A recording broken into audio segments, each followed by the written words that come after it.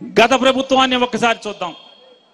2014 నుంచి 19 దాకా తెలుగుదేశం పార్టీ, బీసీల పార్టీ, తెలుగుదేశం పార్టీకి బీసీలే వెన్నుముక అని చెప్పని ఓట్లు అడుక్కునేదాకా మైకులు హోరెత్తించినటువంటి చంద్రబాబు నాయుడు ఎన్నికలు అయిన తర్వాత బీసీ, ఎస్సీ, ఎస్టీ, మైనార్టీ సోదరుల యొక్క ఓట్లన్నీ దండుకుని అధికారంలో ముఖ్యమంత్రిగా ప్రమాణ స్వీకారం చేసి ఆ బీసీలకు, ఆ ఎస్సీలకు, ఆ ఎస్టీలకు, ఆ మైనార్టీలకు ఏం చేశాడయ్యా? ఏం చేయాలి? ప్రజలు తనకిచ్చిన రాజ్యాధికారాన్ని ఏ ఓటు ద్వారా అయితే, ఎవరి ఓటు ద్వారా అయితే వారి పార్టీకి అధికారం వచ్చిందో ఆ అధికారాన్ని పంచాలా అక్కర్లేదా? ఆ వచ్చిన రాజ్యాధికారాన్ని జనాభా దామాషాలో పంచాలా అక్కర్లేదా? చంద్రబాబు ఏం చేశాడాయా అంటే ఆయన చుట్టాలకు ఒక 8 మంత్రి పదవులు, రెడ్లికి ఒక 6 మంత్రి పదవులు, కాపులకు ఒక 3 మంత్రి పదవులు, బీసీలకి 3 మంత్రి పదవులు, ఎస్సీలకి 2 మంత్రి పదవులు, మైనార్టీలు ఎక్కడ ఎక్కడ ఎక్కడ ఎక్కడ మైనార్టీలకు మంత్రి పదవి లేదు. షెడ్యూల్ జాతులకు, ఎస్టీలకు మంత్రి పదవి లేదు లేదు లేదు. అంటే ఎస్టీలకి రాజ్యాధికారంలో భాగం లేదు, మైనార్టీలకి రాజ్యాధికారంలో భాగం లేదు. బీసీలకి 3, 25 మంత్రి పదవుల్లో బీసీలకి 3, తన కులస్తులకి 8, రెడ్లకు 6, కాపులకు 3, బ్రాహ్మలకి, కోమట్ల వాళ్ళకి కూడా ఉన్నాయి. కానీ ఈ కింద జాతులకు మాత్రం లేదు. ఓట్లు మాత్రం వేళై, పార్టీ మాత్రం మీదే. తెలుగుదేశం పార్టీ బీసీలది, ఎస్సీలది, ఎస్టీలది, మైనార్టీలది. ఓట్లన్నీ వేయండి, అధికారం మాత్రం అగ్రవర్ణాలందరం కొలుకుతాం. జగన్ వచ్చాడు, జగన్కి ఓటేశారు. 25 మంది మంత్రుల్లో 17 మంది బీసీ, ఎస్సీ, ఎస్టీ, మైనార్టీ వారికి మంత్రి పదవులు ఇచ్చాడు.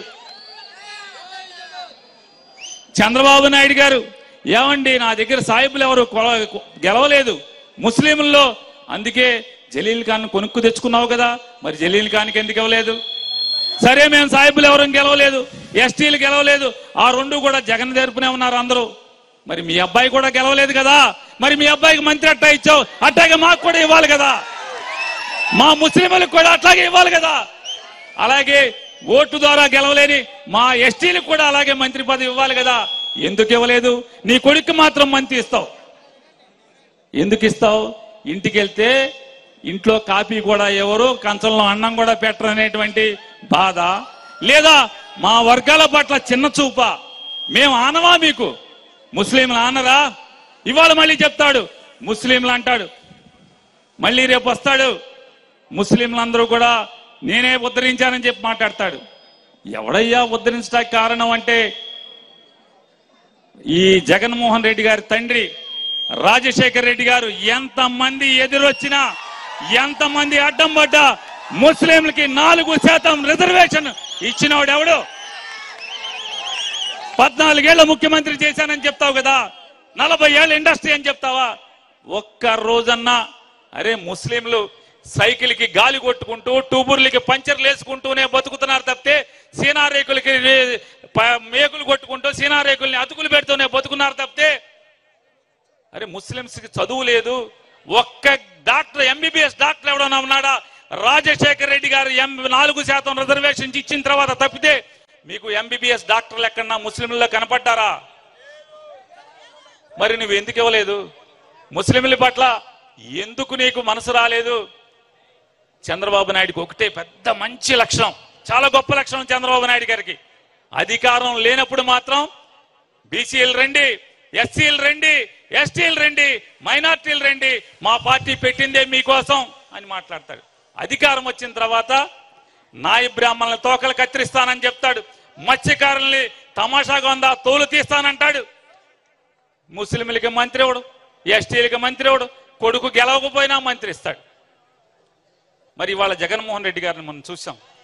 ఇవాళ ఏ స్థాయిలో, ఇవాళ మనం ఒకటే గుర్తుపెట్టుకోండి, ఇదే అనంతపురం మున్సిపాలిటీలో ఓసీ అయితే ఏ ఒక్క రోజైనా ఎవరైనా కాంగ్రెస్ ప్రభుత్వం గాని తెలుగుదేశం ప్రభుత్వం గాని ఏ ప్రభుత్వం అయినా రెడ్లు కమ్మారు తప్పితే ఒక ముస్లింని ఎవడన్నా కుర్చీలో కూర్చోబెట్టాడు ఆ మున్సిపాలిటీలో?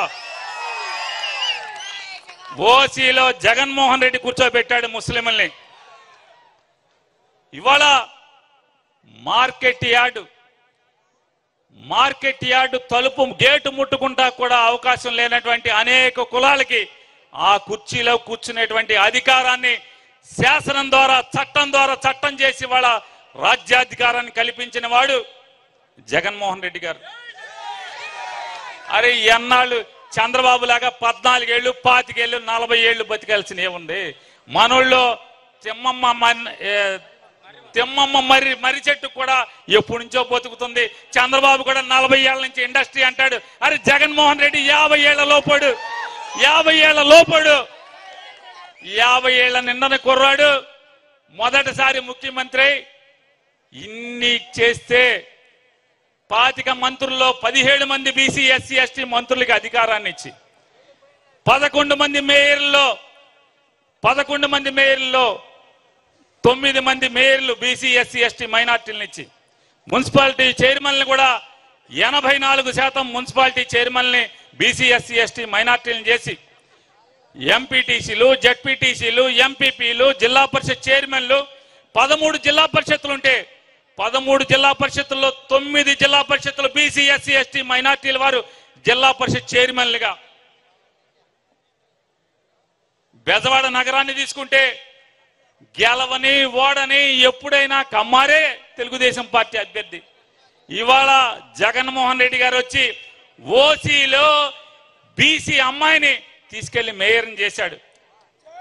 చంద్రబాబు ఎన్ని తలకిందులు తపస్సు చేసినా జన్మలెత్తినా చేయగలడా అని నేను అడుగుతున్నాను.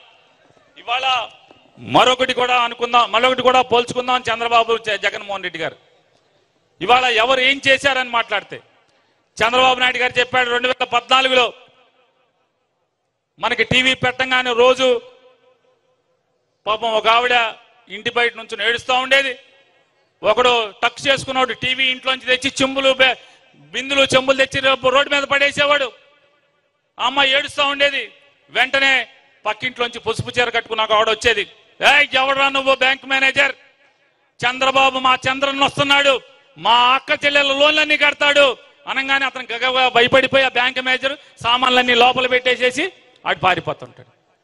టీవీ అడ్వర్టైజ్మెంట్ వెంటనే చంద్రబాబు ఫోటో వస్తుంది. చంద్రన్ వస్తున్నాడు, మీరందరూ ధైర్యంగా ఉండండి, లోన్లు కట్టబాకండి. చంద్రబాబు వచ్చి బేషరతుగా డ్వాక్రా అక్క చెల్లెల ప్రతి పైసా కడతాను అని చెప్పాడు.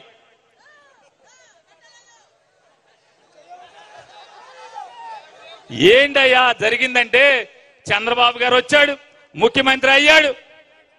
డ్వాక్రా అక్క చెల్లెలు ఎవరైతే చంద్రబాబు నమ్మి అప్పులు కట్టకుండా కూర్చున్నారో వాళ్ళ చెంబు చేట ఇంట్లో అన్ని కూడా వేలం వేయటం జరిగింది.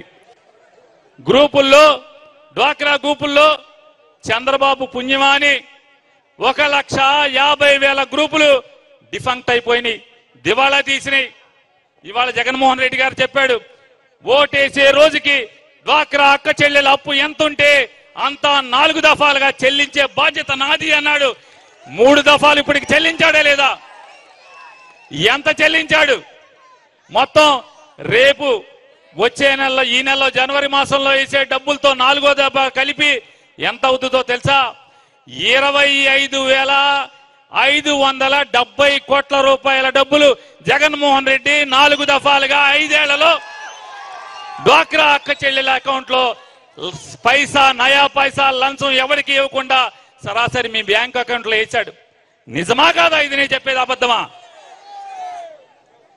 ఇవాళ ఆ రోజు జగన్మోహన్ రెడ్డి గారు ఎక్కే రోజుకి 74 లక్షల మంది పొదుపులో ఉంటే ఇవాళ 98 లక్షల మంది డ్వాక్రా అక్క చెల్లెళ్ళు పొదుపు చేస్తున్నారు. ఎందుకు చేస్తున్నారు? పోనీ దివాళా తీసిన గ్రూపులే ఉన్నాయా అంటే 99.07% బ్రహ్మాండంగా కడుతున్నారు గ్రూపులు. కేవలం 0.03% మాత్రమే అప్పు కడతలేదు. అంటే ఎంత? 100కి 100% నిక్కచ్చిగా నికార్సుగా ప్రతి ఆడపిల్ల డ్వాక్రాలో తీసుకున్నటువంటి ప్రతి అప్పు కూడా నికార్సుగా కడుతున్నారు. ఎందుకు కడుతున్నారు? జగన్మోహన్ రెడ్డి గారు 0 వడ్డీతో సహా అక్షరాల చెప్పిన మాట మాట్లాడిన మాట తూచా తప్పకుండా చెల్లిస్తున్నాడు.